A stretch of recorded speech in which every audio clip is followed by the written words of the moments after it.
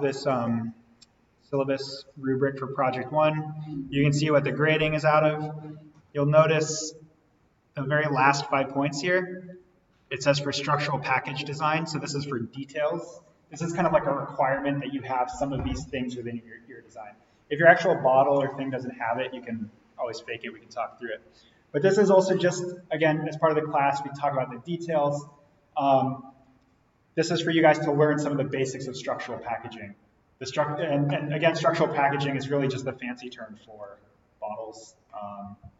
Literally, so like I have the olive oil, the sriracha, shampoo, tequila, that's all structural packaging, okay? Structural packaging industry is really big.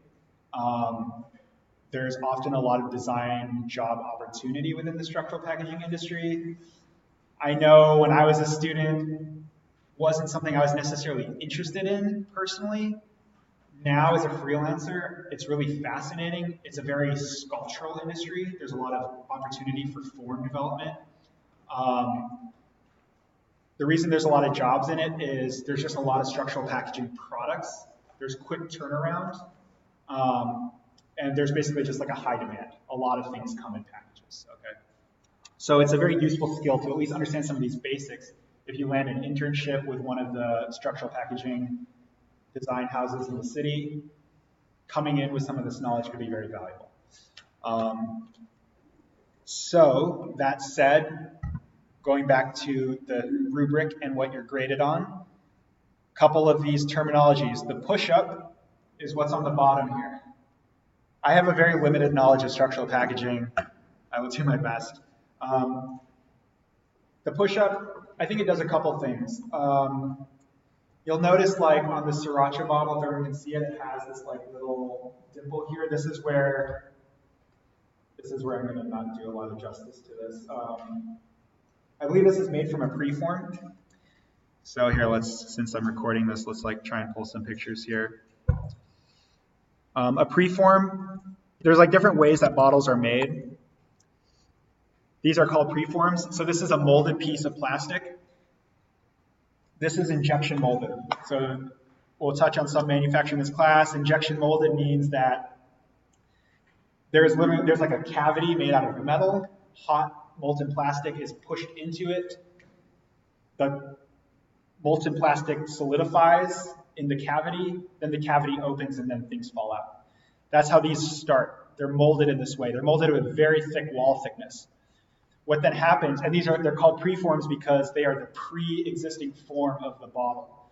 The preforms are then used to create bottles. So for example, this sriracha, I don't know the terminology, but the sriracha is probably made from like a stock, term XYZ preform, okay?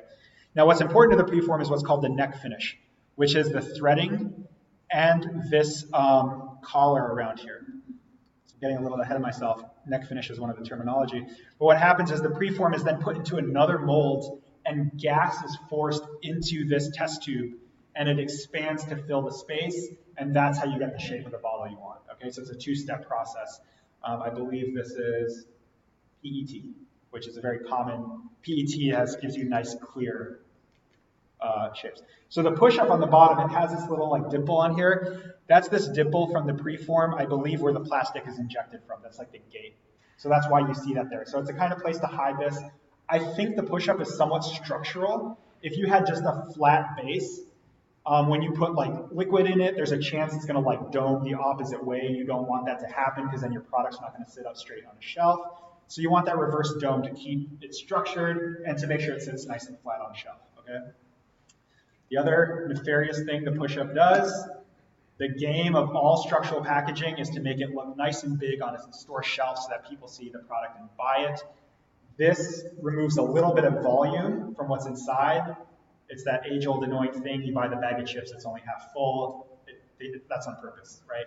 So the preform does a little bit of that. Or sorry, the push-up does a little bit of that. So everyone's model needs to have a push-up. I don't care if you fake it. Ideally, to your own credit, you want to measure the size of the push-up on your reverse-engineered bottle and have it in there. That's the push-up. We got into a little bit of other stuff. We got into the neck finish. So the neck finish, again, is the threading. You guys don't need to worry about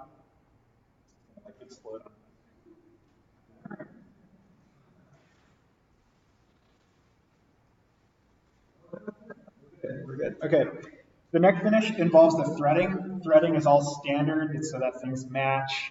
You guys don't need to build threads in your model, just this can be an extrusion. Now, however, what is important to the neck finish, again, the goal of this project, other than to teach you master sketches and kind of get our feet wet with SolidWorks, is just kind of learning some of these best practices, again, so that if you do work on some structural packaging at some point in your career, you'll have some of the basics. So the neck finish, I'm going to butcher this, but my best understanding is that it does a couple things. One, I believe it's how the bottles are moved around on the line. It's kind of a consistent attachment point. The other is that it has to do with the threading. There is always, if you look at all your bottles in front of you, there's some exceptions, depending on the material. So like Trevor's Gorilla Glue, I believe is HDPE, which doesn't have a neck finish. But right now, if on the Sriracha bottle, if we look at this photo here, or the scan, where did I have it?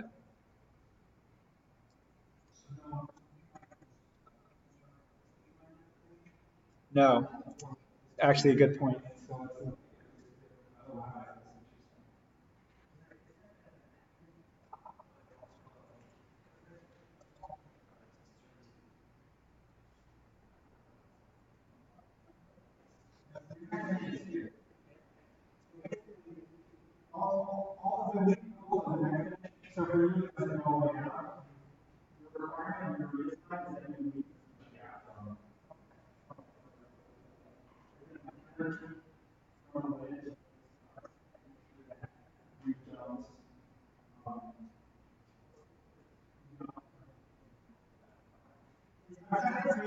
Parameters for you guys, again, just so you learn these basics and just have some familiarity with it.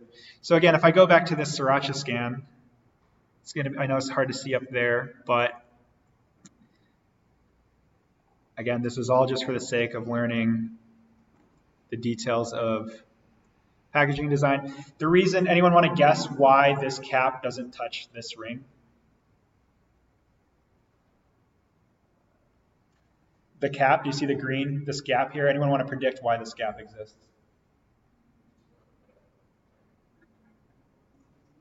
Manufacturing tolerances, absolutely. The last thing you would want is for the cap to bottom out before it seals. So the bottle, every bottle in structural packaging has a seal that happens between the top of the clear bottle here and the bottom of the green cap here. You want that to always touch, obviously, because you don't want Sriracha to come out and be leaking all over your bottle.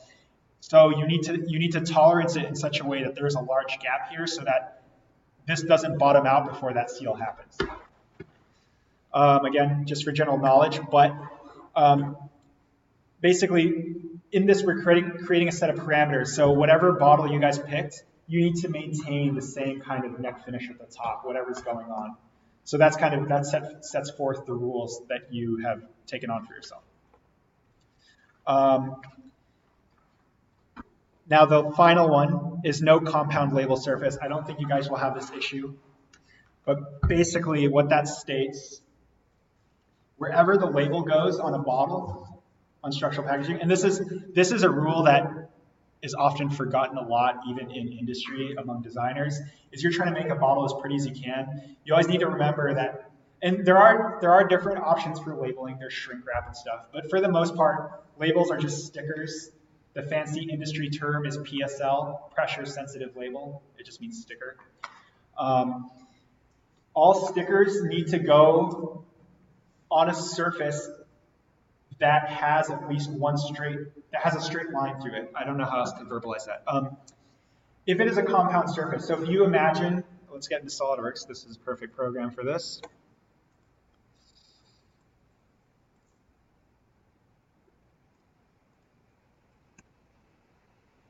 If I revolve a surface that's curved, so this is going to be the center of my curve or my revolve.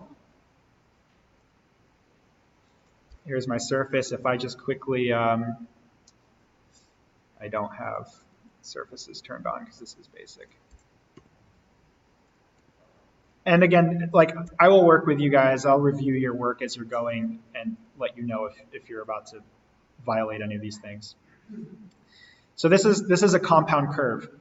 It's compound is a fancy way of saying more than one, is my loose definition of compound too, right? Compounding two things together.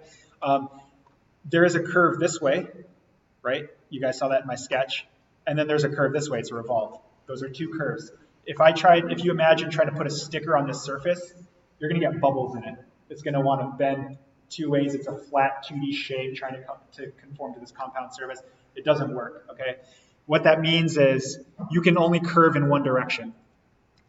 There's maybe another way to say it. So for this to be a proper non-compound surface, this needs to be a straight line. So right now it's curving as a cylinder, but it's composed of a straight line. Again, most of you shouldn't have that issue. All that means is wherever the label goes on your bottle of your design, make sure that you have a straight line making that revolve. That's the gist of it. So again, this just creates a set of parameters. It means that whatever is happening around the cap of your bottle, keep that the same. Make sure you have a bit of a dome on the bottom of your bottle. Just you can have it within your revolve. And then make sure that wherever this hypothetical label is on your bottle, that it's straight. And again, there are exceptions, like the Gatorade bottle. There's like grip underneath the label. I know again for Mari's water bottle that if this were a structural package, so this is something that is another design challenge. Design structural packaging is often customer wants more. You think about structural packaging as industrial designers as the form, but also important in structural packaging is graphic designers and the design of the label, so you always want to leave graphic designers lots of space to work with. Okay, that's details on bottles. Any questions on any of that?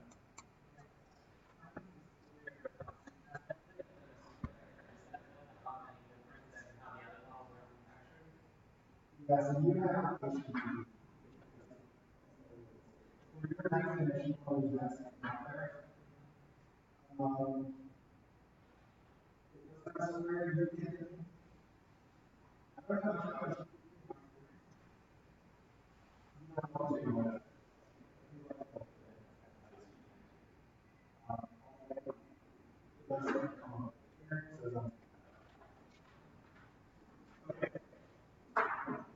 Let's jump into SolidWorks and I'll get you guys started, like as a work together situation here.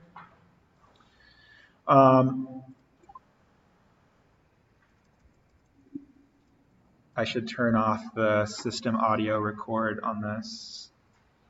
Otherwise, when you guys rewatch these videos, there's going to be suddenly loud like error. That's going to make you jump out of your skin. Okay. So does everyone have SolidWorks open? So what we're going to do is, so the start of this project, so the first part is to reverse engineer a bottle. It is part of the first project. And that literally just means look at the bottle in real life, translate it onto the computer. So we're going to create a new part. So File, New. You can pick part. If you want to go advanced, if you have my templates installed again, this is just better custom lighting that I set up. You don't need to worry about that. Really just make a new part. So I don't think you guys have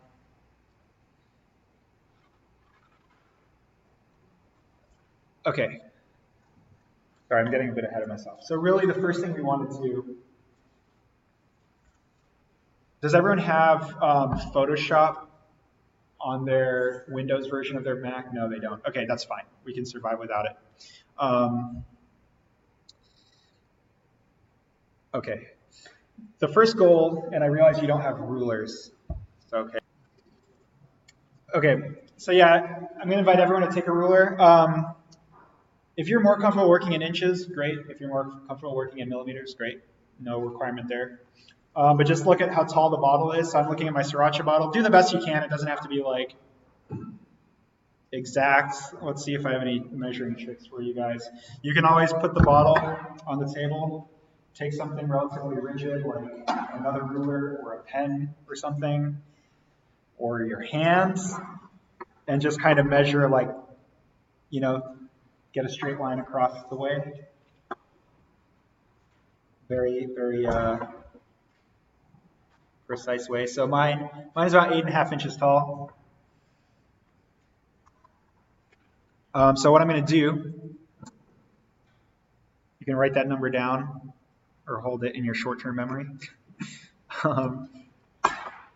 So on my front plane here, so again, I'm picking a piece of paper to sketch on. So I'm saying I want the front plane. And then I'm going to go Alt-S. Do I have my key thing on here? Yep, I still do. And that says, hey, I want to sketch on this front piece of paper. I'm then going to hit L, which is my shortcut for a line. And then I'm just going to click above the origin and drag a line down. So we basically want a straight line going through the origin.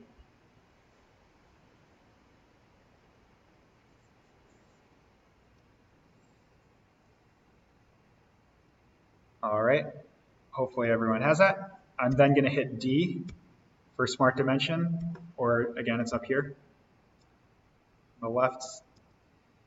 And I'm going to click on this and drag this out. My default setting is inches. 8.5 was what I measured my Sriracha bottle to be.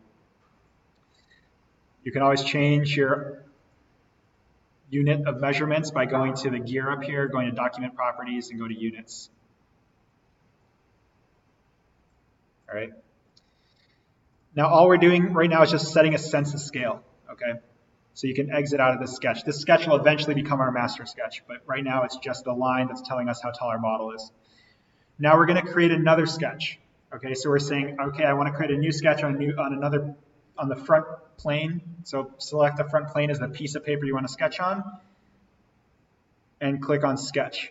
Now I don't know if you guys have my settings. If you have this option all the way on the far right here that says sketch picture. If you don't, I'm going to show you how to get it right now. So for those of you that have it, locate it and just remember where it is. For those of you that don't have it, I want you to follow along with me. Go to Tools. There's a little black arrow down here. You can click down if there's more. And then you want to go to Customize. So I'm going to do that again for anyone who missed it. You go to Tools, all the way to the bottom, and go to Customize. Not Customize Menu, Customize. Because SolidWorks likes to be nice and tricky like that. Then we're going to go to, you should see some toolbars at the top here. You go to Commands. It's the third one. So you see toolbar, shortcut bars, then Commands. Go down to Sketch. Now, if you're ever working on something, let's say we're down the road, and you're like, oh, what's that tool Noah used? He didn't talk about that. Chances are it's buried in here somewhere, okay? Or you text me and be like, hey, what was that thing? And I'll be like, what thing? Anyway, if you go to sketch here, you'll see it down here. It's this picture, sketch picture. Now what you can do with this icon, you can click it and drag it onto your toolbar up here. If you have the command manager, you should be able to do the same thing. So mine's already in there. I'm not going to add it a second time, but you can click and drag it. Sketch picture. It looks like a little landscape. Yeah, there's like a little mountain. So you can click that and drag it up here.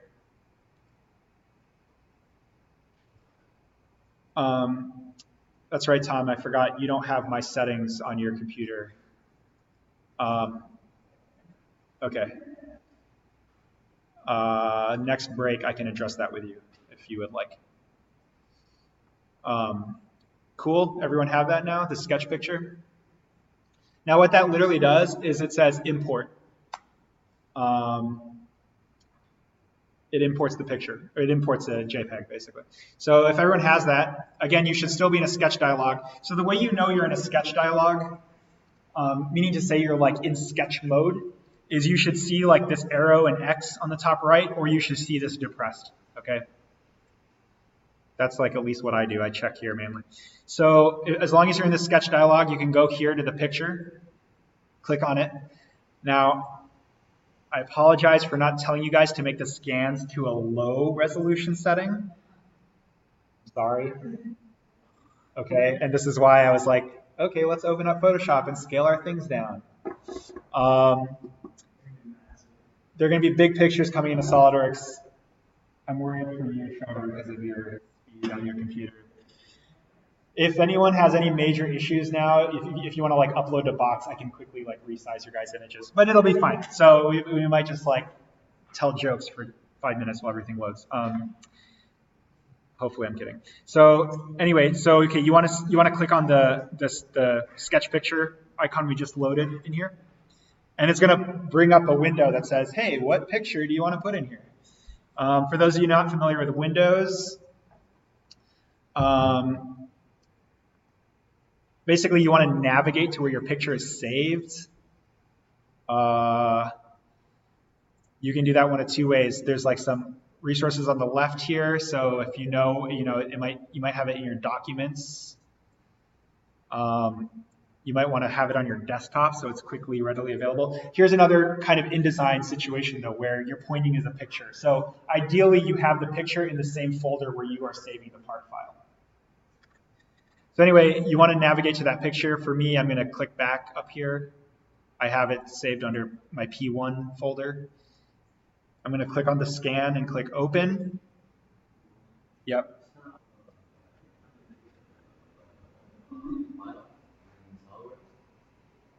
Again.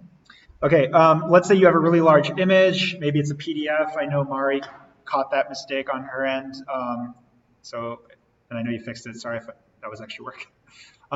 One thing you could do, so I know some of you are running Windows on a Mac. If you click on Cortana here, your little happy assistant, and you type in snip, snipping tool is really handy. You'll see I actually have it pinned on the bottom of my desktop here.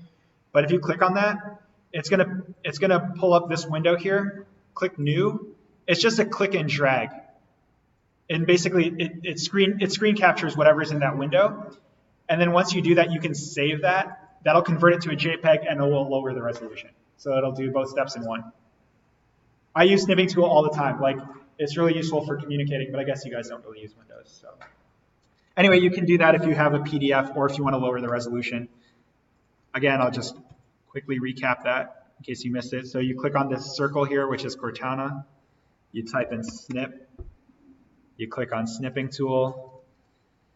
If it's on the bottom here, I guess this isn't going to be in the video because I'm not recording. I should record this. You can right-click on this and say pin to taskbar if you want to leave the snipping tool there. You don't have to. But anyway, click new, click and drag a window around your image, click save, and now save it wherever you want, where you plan to save your file.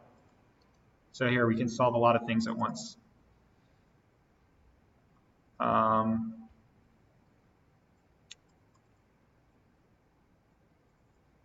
Project 1, so I'm going to say Sriracha low res, click save. Okay. Everyone with me still? Cool. So, yeah, Mari. If you guys are about the bigger imaging, just fine. That's no problem. You can work with that. I'll show you guys in a minute. So let me just catch up and repeat. So here you go to sketch picture. I'm going to get the low res one, open it up. Now what it does is it just kind of drops this big bottle in here. Now, let's say you clicked away from it.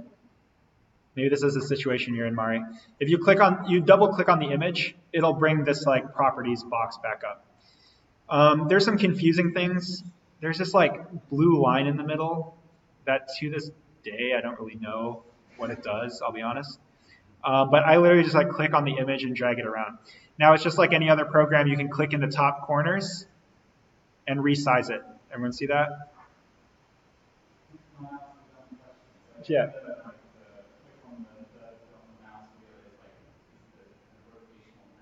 Yep.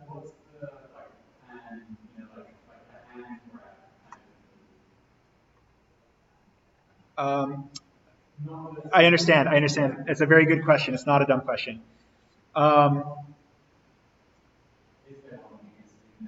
There is one. So yeah, this is a great question. SolidWorks workflow. I haven't really talked about this, guys. So this is a great question. let me just quickly open up something else so we can actually see something in 3D.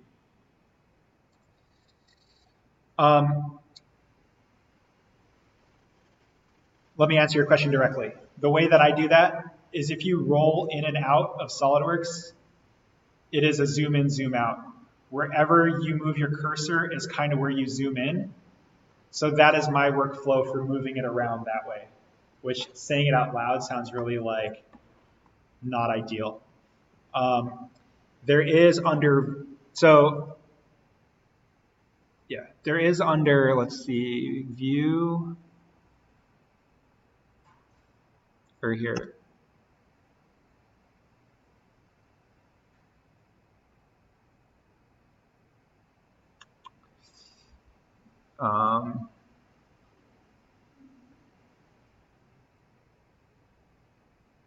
Here we go. Under view and modify, there's pan.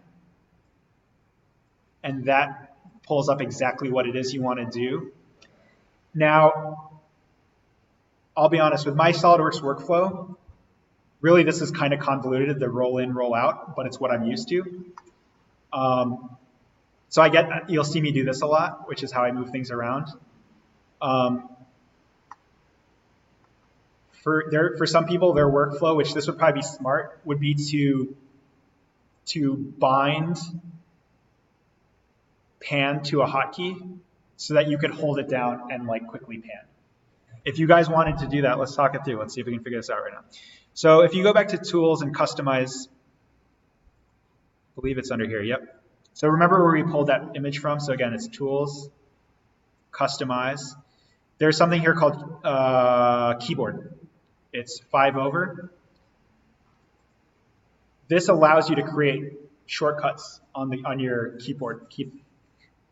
What did I just say? Keyboard. Sounded like I said keyport. Anyway, you can go to search in here and type in pan. And here where it has pan, you could bind this to something. Now here, the reason that all of my shortcuts are alt something is because I was trying to like bind letters and stuff, and it inevitably like undid another like shortcut. So I don't know what would be a good one here. Like you could try, I mean, for me, I feel like you want it to be something you can hold down easily. If I hit Z, I think it's going to tell me that Z was bound to zoom. Z is already assigned to command other zoom out. Do you want to change the assignment to pan? I'm going to say no. Let's see if we can find an unused one. Q. Apparently Q is not used. So if you want to go to pan and type Q and shortcuts and click OK, let's see what happens now. Q will load it and allow you to pan and let you get out of it. So if that's an acceptable workaround solution, that's... Everyone follow that? No? So some people nodding, some people not. So basically, okay. I made a hotkey for pan. So like my workflow is roll in, roll out. I'm used to that, that's what I'm gonna do. If you guys get used to that workflow, if that works for you, great. If that seems like convoluted, you know what else you could do if you have a fancy mouse is probably bind one of those. You know what? Oh my God, I'm an idiot. Okay. I'm sorry, guys. My poor habit workflow is not helping you guys here. This is a mutual learning opportunity for me to learn from you guys too. If you hold down Control and click on the mouse wheel, it loads it. I was going to say it had to be something basic. Okay. Honestly, guys, I'll let you know my secret sauce, which is not secret sauce. When in doubt, Google it. You guys are smart people. Like, how do I pan in SolidWorks? Or like, how do I move the object in SolidWorks without it turning upside down? Like, Google will help you out. But anyway, hopefully I did show you guys another tool that's useful is if you need to like bind a hotkey, that's how you do it. You go into Customize, Keyboard.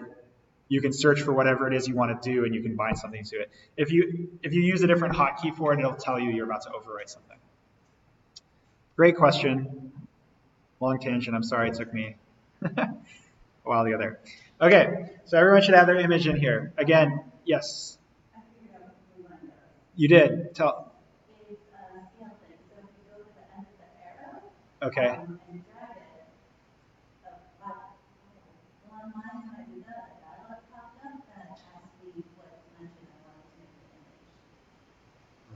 There we go, because I put it back on there.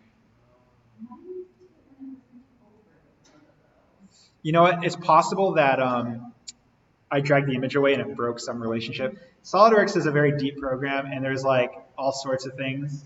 But no, that's interesting. So it does. That's good to know. So you can always type in maybe a value there. I think it also helps you orient it. Maybe. I don't know. But no, thank you for that. And again, always happy for observations you guys have. It helps your fellow students as well. Okay. So the way that I use it, or typically use this photo, is like I'll click and drag it to roughly where I want it. And then I'll use these corners to size it. Now the reason that we did this line in here first is to scale it to the right size. And this is just a rough, it doesn't have to be precise. Now let's see, Trevor, you were saying you were able to angle it. Were you able to click here and just like move this? Did it move the whole image with it? Yeah. So if you have it horizontal, yes. Click the dot, not the arrow. The dot, yeah. That.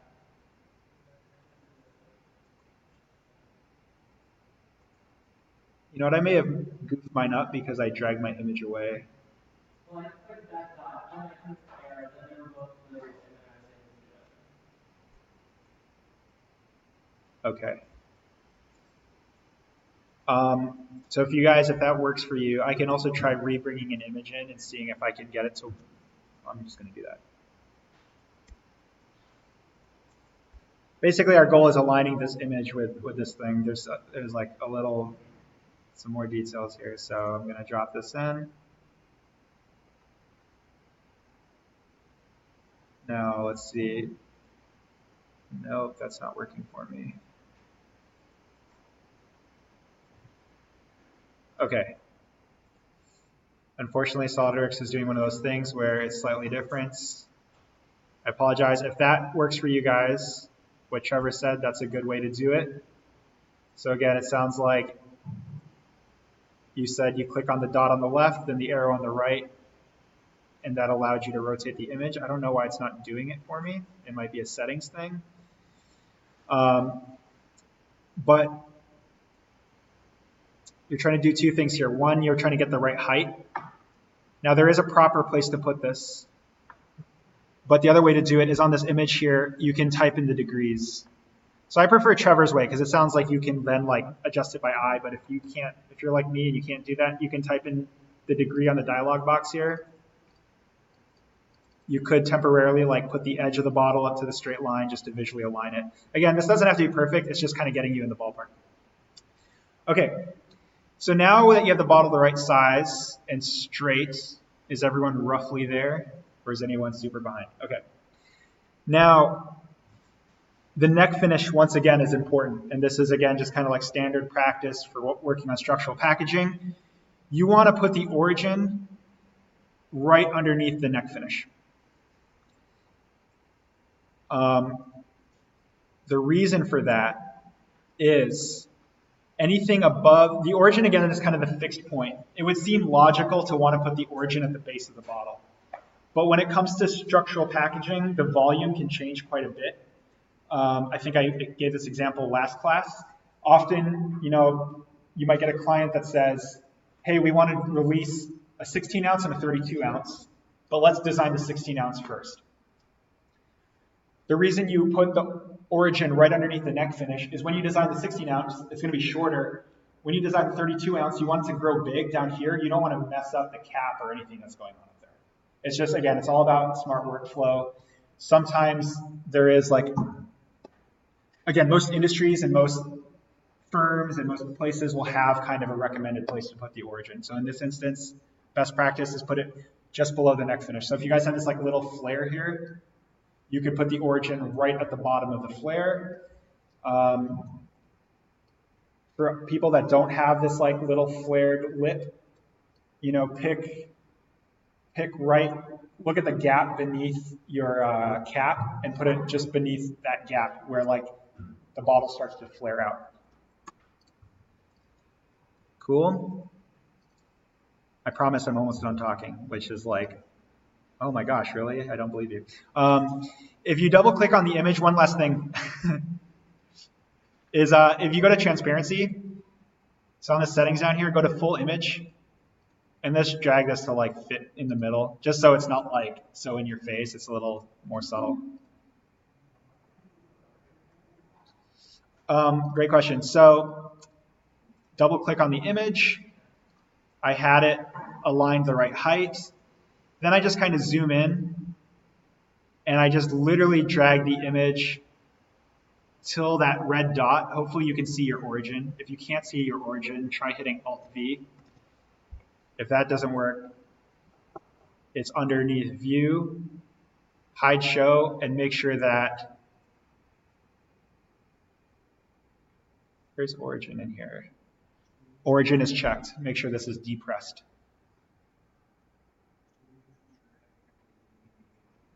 Yeah, I'm literally just dragging the image until this dot is like a little bit below the neck finish. This really is not a precise step, this image. It's just kind of like a reference. It's like a helpful tool.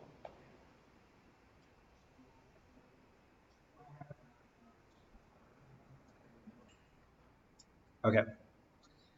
So now that everyone has that done, again, so my other advice is to, if you deselect it off the image, double click it again. There should be transparency settings down here. Click on full image and just, it's everyone's preference, mark it to however much. I typically go about halfway and then click check. Now we want to exit out of this sketch. So we either click up here or up here.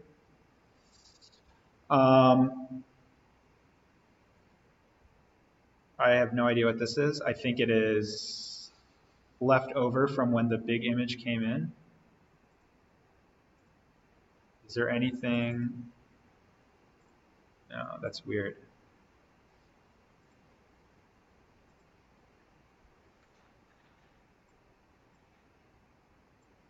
Does anyone else have something weird like that?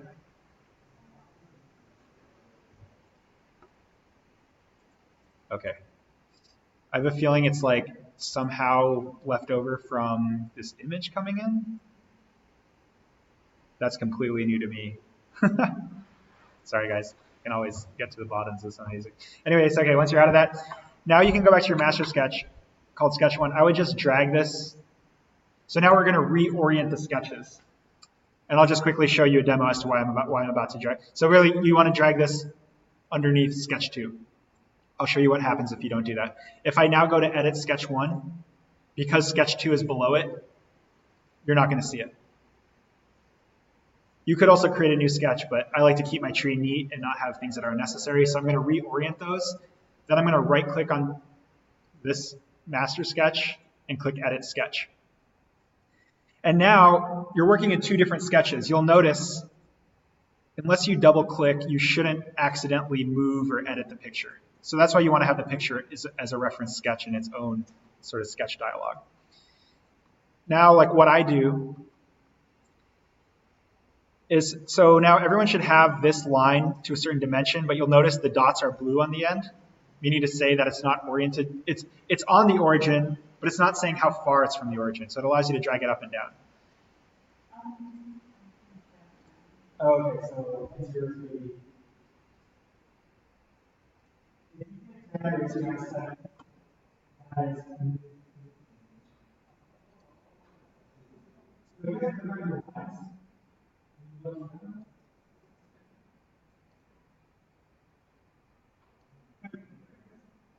Okay, so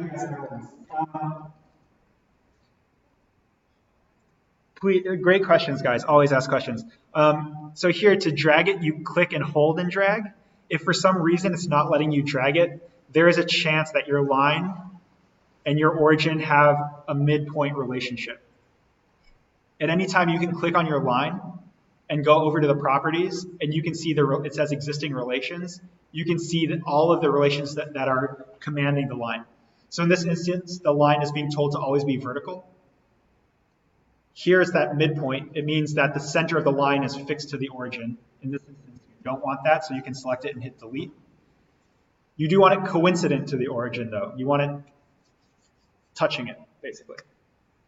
So hopefully that makes sense to you guys. Now, one thing I'll be honest, I'm kind of surprised it doesn't say dimension. But hey. Anyway, so you want to now orient this line so it's the length of the bottle based on where you oriented it to the neck finish. So you drag it through that line. It moves the whole line. The origin is always fixed. It moves the line in relation to the origin. So now you want to fix, I would argue, it doesn't matter the top or the bottom, but I'm going to hit D again for dimension. I'm going to click on the origin and click on the base here and just pull out whatever that is and just leave it. I want that fixed. I'm just going to like double check that this is like kind of close. You can always dial it in if you want to dial it in. So zoom in here, double click this. You should get a number dialog that pops up. And you can just, so like right now the line is a little too short of the base. I can just add a little bit, hit 5, make it a round number if I want. It's a little bit closer to the base. Again, it doesn't have to be perfect, especially for this project. It's just, I'm just teaching you guys best practices to get a rough idea. Yes, Mari? Great question. So when you go to dimension, you can go up here and click dimension. So there's a couple different ways to dimension. You can click on the whole line, which is what we did the first time, or you can click on 2 different points. So in this instance, I'm going to hover over the origin first. It should turn orange, and I'm going to click on that. That's my first selection. I'm going to roll out and roll back in because I have my convoluted work process, and I'm going to click on the bottom point, and then a dimension should pop up. Then you click once, it pops up the dialog, you click check. So now the line is fully black, meaning it's fully defined, okay? So really this exercise is kind of heavily focused on sketching. And this whole project 1 is kind of heavily focused on getting a very like clean master sketch. From here on out, this is kind of like my starting point for you guys. And from here on out, I'm hoping it's self-explanatory, but I'm just going to start to show you what it is I want you guys to do. With a mix of rulers and calipers to get the like minutia measurements of your bottles, you're essentially going to trace this just like you would in Illustrator. So I'm going to start at the bottom here. I'm going to hit L for line. I'm going to drag this out. Now, as long as when I click, I can keep making lines. So I'll do that again. Hit L, I click on here, I click all the way out, I click again, I drag it up, I stop here. Now you can hit escape to get out of that. I have A on my keyboard bound to arch. It's also here. You guys have figured this out by now that all of these sketch tools, there's these little like drop-down menus if you want different versions of them. I use a 3-point arc, I think, typically. The 3 points is you click where to start the arc, you click where to finish it, and then you drag the curvature of it. Other ones are tangencies. So if I click here on this point, it's going to make it tangent to that line, which can be useful in this instance of what I'm trying to do. If I'm trying to like trace this shoulder.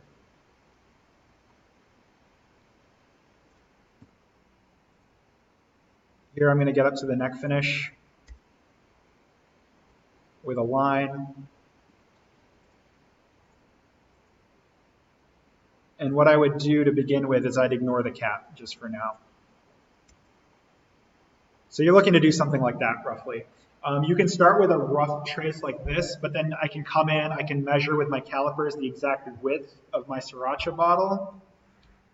So this, and I'll go get the other one from the print lab. I forgot to grab that when I was grabbing rulers. My Sriracha bottle is 2.6 inches wide. So I can either divide that in half. You can always type in things in SolidWorks like this. So my caliper says it's 2.6, and I don't feel like doing math to get to 1.3. I can type in 2.6 divided by 2 and hit enter. And that will pull it in for me. The other thing you can do is you can take the center line, tell it to be for construction. I'm going to test and see if it works without it being for construction in a minute. But if you click on dimension now with this for construction, click on this and hover somewhere in between, it's going to default to the full width as if it were a center line. See that? So that's another thing you can do. You don't have to dimension everything. We'll get more into the weeds with dimensioning later. But for now, the goal is to just trace the bottle. Once you have the bottle traced, you can then trace your cap. I would trace the cap as a separate set of sketches because it's going to be built as a separate body. It's not like, I don't know what happened there. That was just like a, oh, yeah. It's as if my mouse just clicked a bunch. It doesn't hurt to like treat a cap as like a different collection of sketches when it comes to selecting.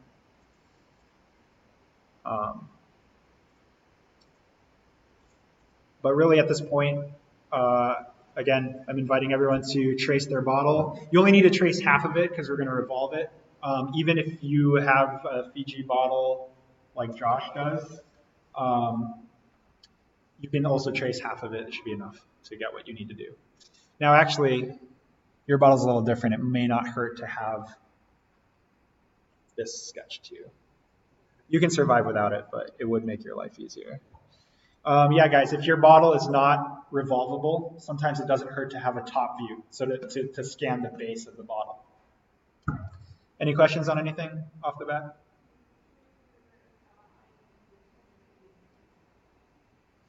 You should have two sketches. One sketch should be the image, and then you should have a new sketch that's based off the initial height line that you then trace the bottle in. Does that answer your question? Okay, so for our purposes in this class, I guess in retrospect, I probably should have taken a little more time, so I guess I apologize, with the sketches to just like talk you through all the details. So some of those things that came up, one of the things was talking about the relationship of the sketch. So with Alexis, we were talking about making things tangent. So let me just show you what that looks like. If I hit A here, and I put in this arch like this, this is not tangent. You can see there's a corner here. Again, the formal definition of tangent means touches but does not cross. So again, if you think of like a circle and a straight line, touching it but not crossing the circle, that's tangent. That's like the geometry definition. The SolidWorks definition, I think of it as just like a smooth transition from one to another with no corner. So whenever you have arches like this, you want to make them tangent. And that's just so you don't have any corners in your model. So you can see here, this is not tangent up here. You want to make this tangent. So that's one thing I should have mentioned before. Again, for the purposes right now, if you don't have tangencies, it's not the end of the world. It's okay. We're just getting, again, I see this as getting your feet wet and learning kind of in depth how to build like a very carefully constructed sketch to then make a 3D model from it. Other things issues that might have been run into, or sorry, I should pause. Are there any questions on tangency? Yes, Mari.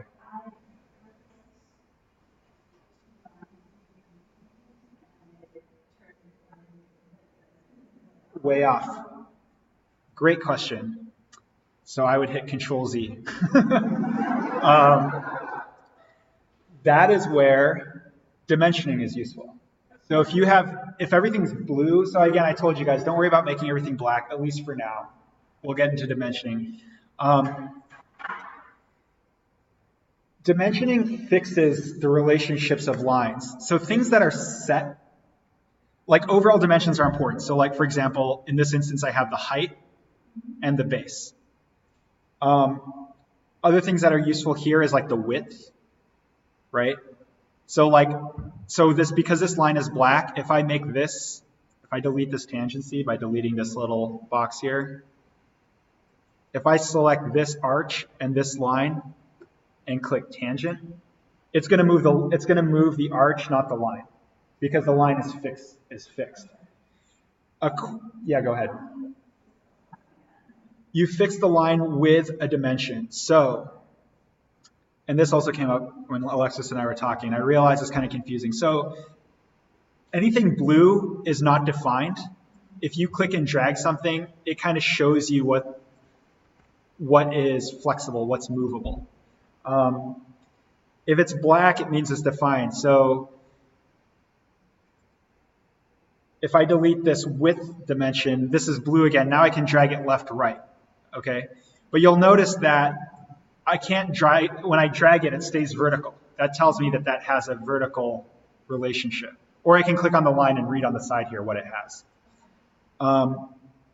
So you fix a line or a sketch feature by giving it relationships, by giving it dimensioning, or by clicking on the line and another feature you want it to have a relationship to. So like in this instance, I click 2 lines, and here, these are the options I have for all these lines. I can make them horizontal, vertical, collinear, perpendicular, parallel, equal.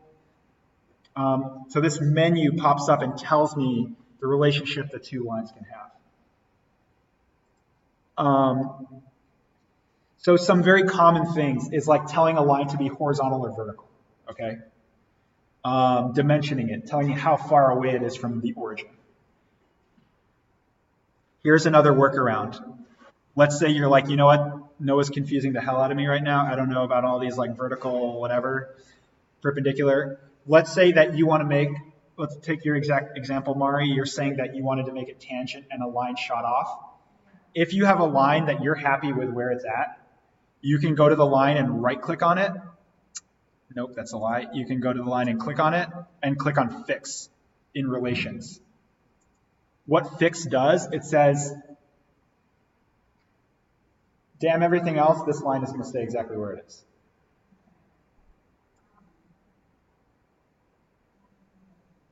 Sure, no worries. I'm happy to recording again.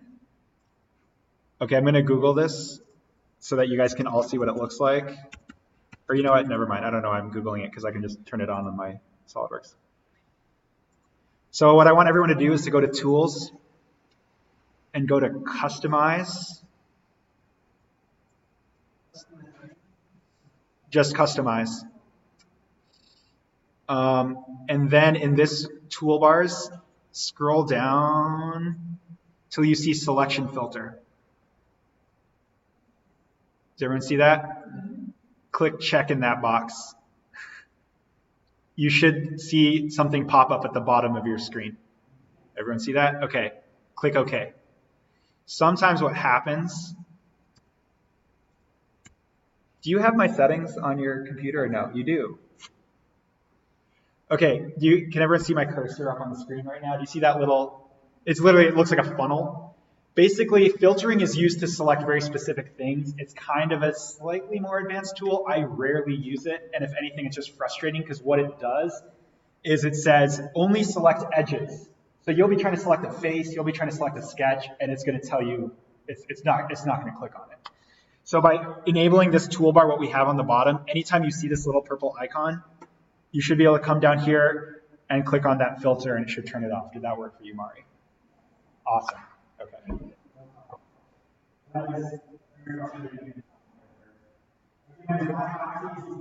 Turn it on and off, but which is maybe not a good thing because you don't want to accidentally turn it on. Okay.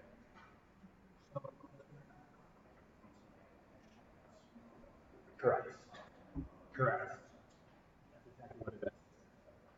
Now you might find it helpful, and that's what these all represent different things, like only select bodies, only select faces. Anyway, so here I'll just give a quick example on the side here, back to Mari's original question. Let's say I have an arc going this way and a line going this way, and I want these to be tangent. You'll see that the arc changed, but maybe I want the arc to be the one that's fixed and have the line move. So you can always, if you don't want to worry about relationships and dimensioning, you just want a quick fix, literally, you can select this arc on add relations, click fix, and now it should turn black. You could even select the points and click on fix, and now that point won't move. And now when I drag both of these and click tangent, now only the line moves. Here's my advice though, that's a kind of a slippery slope. I would only use that temporarily. After that's done, I would remove the anchor points because you don't want to accidentally leave it fixed. It'll be really frustrating if you forget it's fixed. You won't know why it's not moving. If we're talking about best practices, again, I would generally say avoid that. That's just kind of like a turn it on so that nothing moves so you can make that relationship, then turn it off again. Make sense? Okay. Yeah. No worries. So I've given dimensions to the vertical lines that are on my arc, and still messes things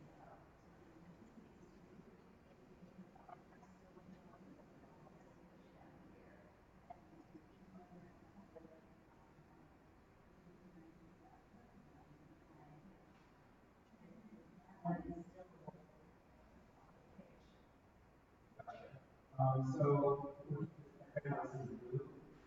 If you drag left right, I would find that width by going from here to here.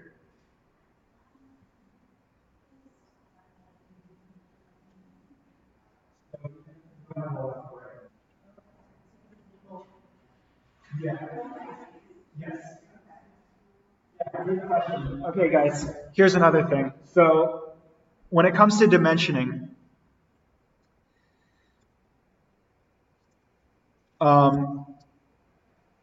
if I'm dimensioning a point in space, it takes, let me phrase this as a question. How many dimensions do you guys think it takes to define a point in space from the origin?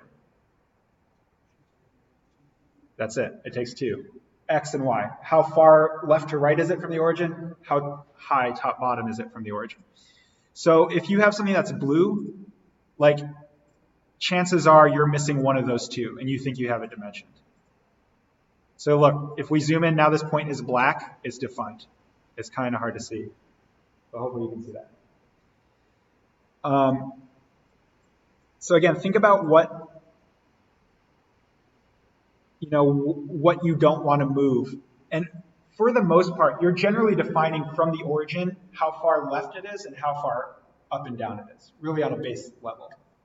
But other things help, like for example, this one, did I fix this? I fixed this. So like on this line, right, the vertical aspect of it is helping define it. And here in this instance, the left-right is helping define it. But you'll notice this point is not defined yet. So this height could be defined. So again, what I could do then is I could go either from the base or the origin. When in doubt, the origin is probably a better place to define from. And now I have this point fully defined. This line's not going to move. It's black and the point is black. So that line is fully defined. I can now select both of these and make them tangent. Yes. No, yeah, please. No, questions are good.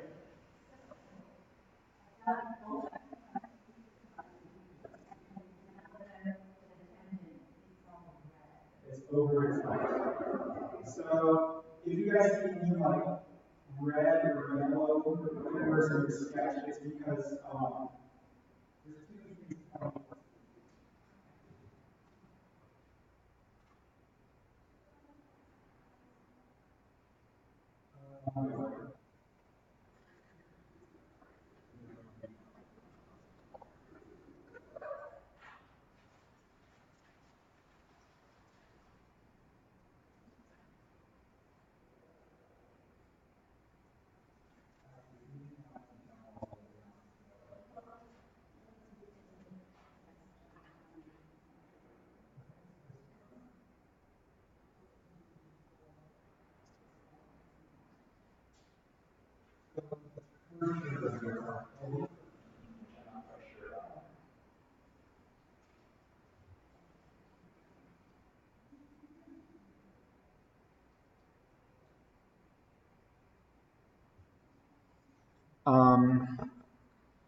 I don't know. I guess I don't know. If that is.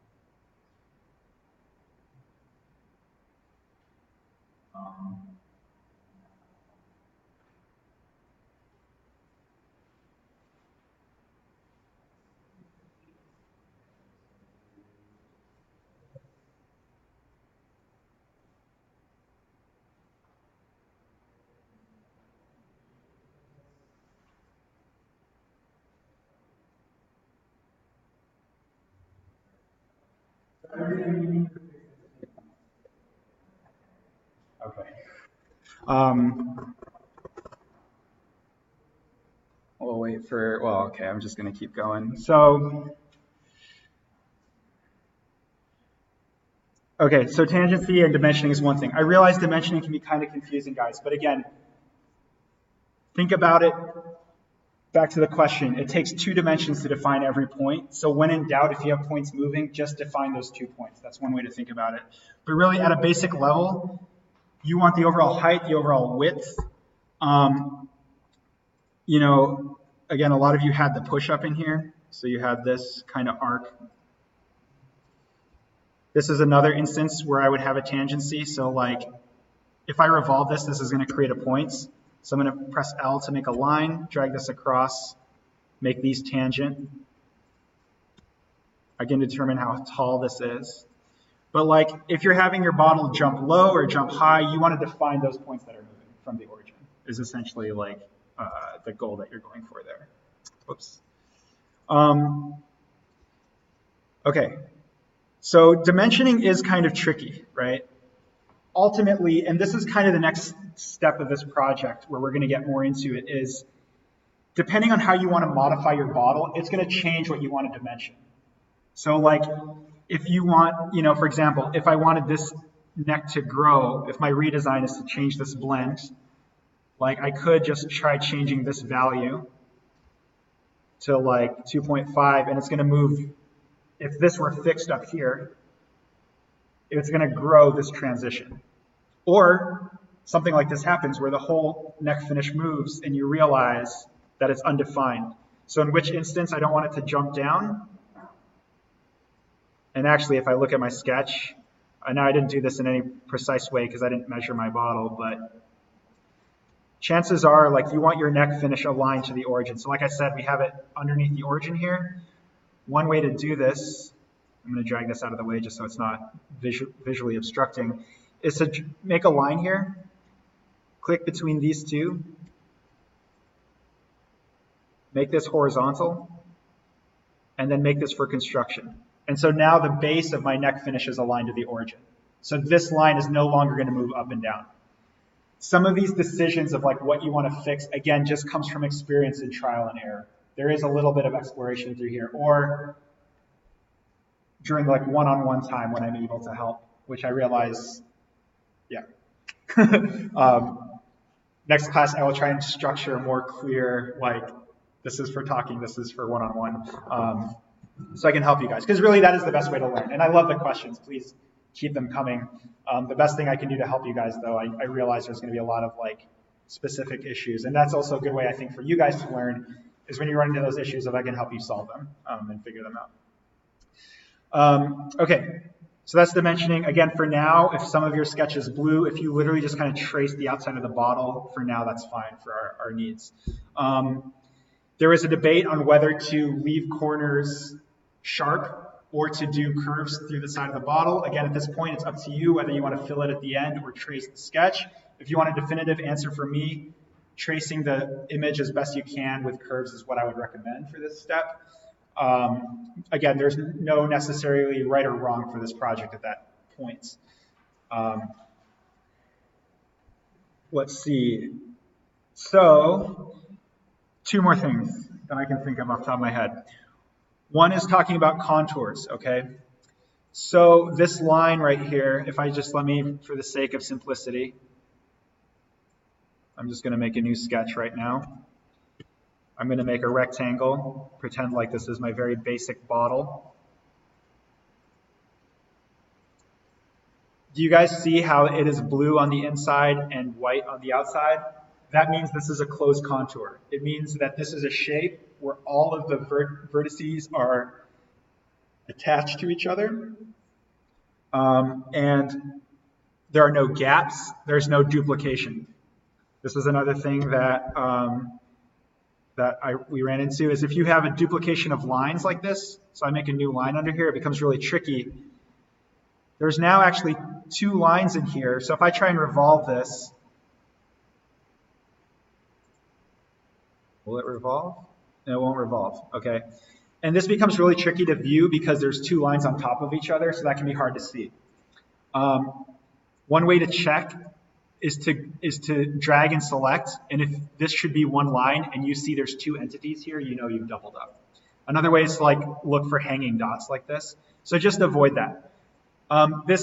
These sketches do get complex. The other thing that happens other than doubling up is leaving gaps. So if I'm trying to trace this sriracha bottle, like right now, this is not a closed group for me. It's not a closed contour because there's all these extra lines, right? Even if I close this shape, there's still all of these extra lines. So that could be an error you might run into in revolving. So bottom line is, make sure it's a closed contour. So make sure there's no gaps. Make sure that that you have no double lines. So I'll build on this a little bit. So really the next step is you should have two sketches now. Everyone should have two sketches. You should have the image, which is kind of the reference, and then you should have the start of the master sketch. So the image, you can hide it once you're kind of done with it if you don't want to accidentally click on it. And again, that's right-clicking on the sketch and clicking the eyeball to turn that on and off. But the next step is on the same plane, the same piece of paper that you have your master sketch on.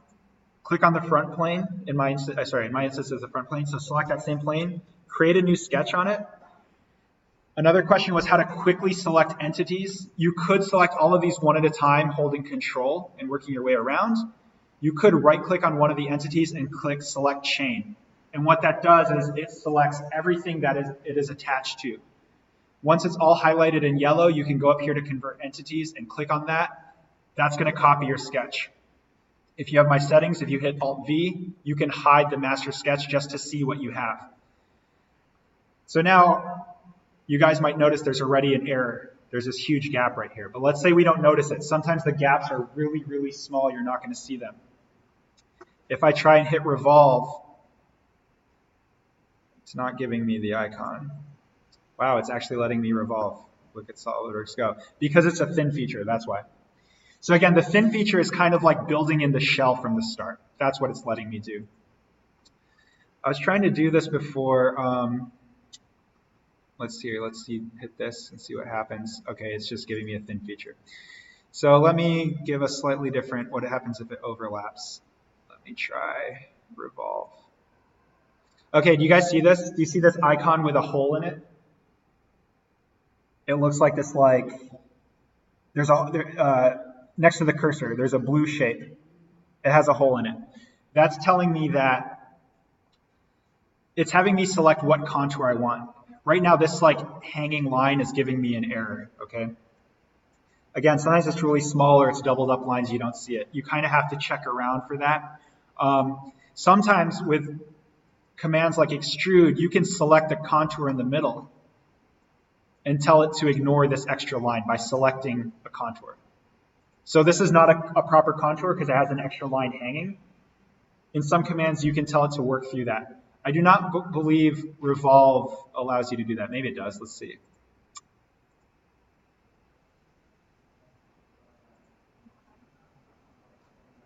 Ran into.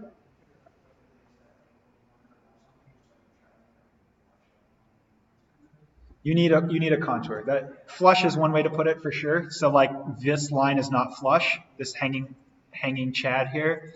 So revolve, you want to have a closed contour. And so again, with a kind of a complex sketch like this, it does take some checking and some trial and error. And again, after this, I'm happy to help anyone if they're having that error. But essentially, once you check that, so here in this instance, I have this extra line. So here's another new tool I'm going to introduce you guys to. If you have my settings, if you hit T, it brings it up. It's called trim. It's this one right here. It looks like scissors. The key here is you want the setting to be trimmed to closest. That's what I use. I don't use any of these other ones. What that means is this line that's extra long, it's going to cut it up to the next vertice. So then it leaves this vertice here. Now I should be able to revolve. I can click the revolve tool. I can click on this. Now I get my revolve. So that is kind of the next stage for like building your model. So you want to copy that sketch and then revolve it. All right, I'm going to introduce one last thing, which is part of the homework. And then after that, you guys are either free to go, or if anyone has one-on-one, I'm happy to stay and help you guys. Does everyone have like a solid body on their part? Yes, no, okay. You know what, maybe, are you guys all able to print from your laptops to here? Huh? Or sorry, not right now, but in general, you guys have ability to do that? Okay. You know, maybe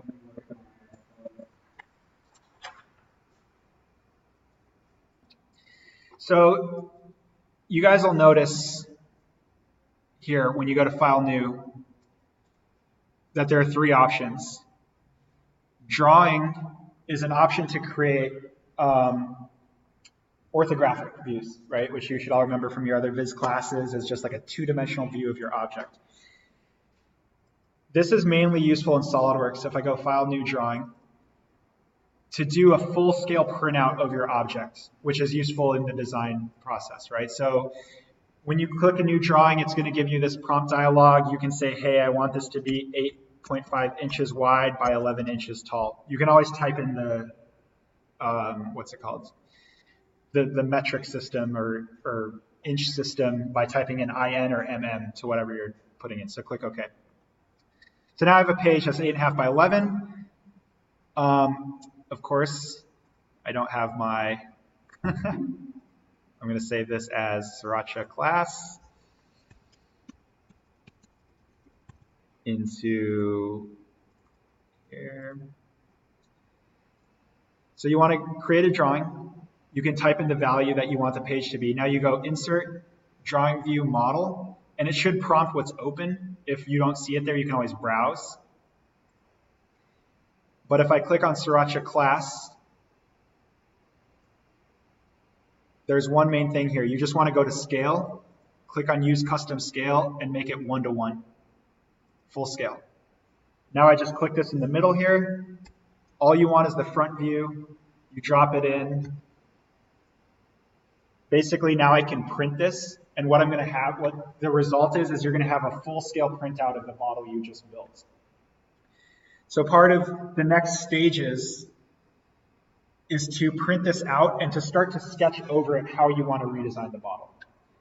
I'm going to make that part of the homework flexible. It's going to be like a strongly encourage everyone to do it, but the main bottom line is for next class is to have your model reverse engineered. Get it as close as you can to the real life dimensions, which is really mainly what we focus on today. So really the goal is you get your main master sketch, you want to get it as detailed as possible, you then want to hit it, you then want to revolve it essentially. Again, I don't have the push up in here. I think a lot of you built that into your Revolve. That's a good thing to do. So homework, get your SolidWorks model reverse engineered of your model. I am happy to hang out here one-on-one as late as anyone needs to like go over questions. That's like the homework credit, whether you have it or not. I'm going to check everyone next class. Just show me the model on your computer screen. But to be on top of things and to keep things moving, attempt a full-scale printout and attempt to do some new designs to it.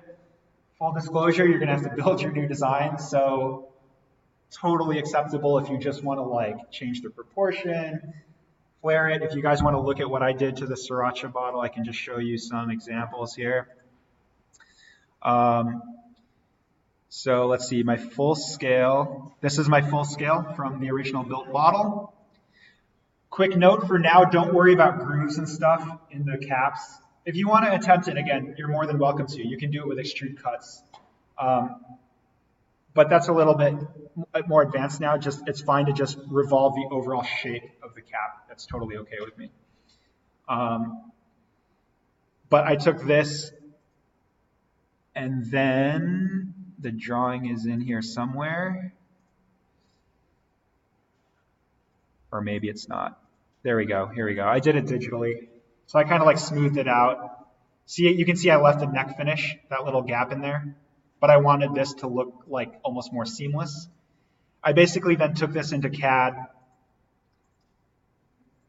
And really what the goal is, just to let you guys know what the next steps are, is we're going to do the exact same thing. So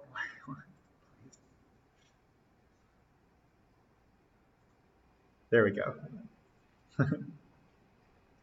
My brain's like completely shutting down right now. Just full disclosure, guys. The next step is we bring in that sketch, right? Just like we brought in this scan, you're going to bring in the sketch and again, use it as a reference. And then with your master sketch, you can see I have lots of dimensions at the top here. You're going to push and pull on the arcs and curvature to get it close to matching what the sketch is. This is a little off because I was trying to target the same volume.